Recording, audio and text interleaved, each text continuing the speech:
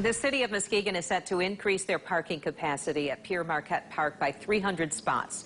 But they'll have to take down 11 trees to make it happen, and that has some residents fighting back. Those residents say that the trees are an important piece of the dune area. News 8's Justin Kolar spoke with that group.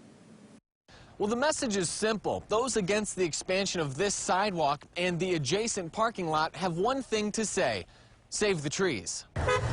We need these trees. We need these trees to stay. For 2 weeks, Darlene DeHuey has been the voice of these voiceless plants. As soon as I heard that they were going to redesign the park and put in a lot of more parking places and basically take out all these trees, I was just absolutely astounded. The city of Muskegon voted to remove these trees, 11 of them to be exact. Save the trees. These mature maple, cottonwood, and locust trees are slated to be cut down and replaced with a wider sidewalk, 300 new parking spots, and saplings to boot.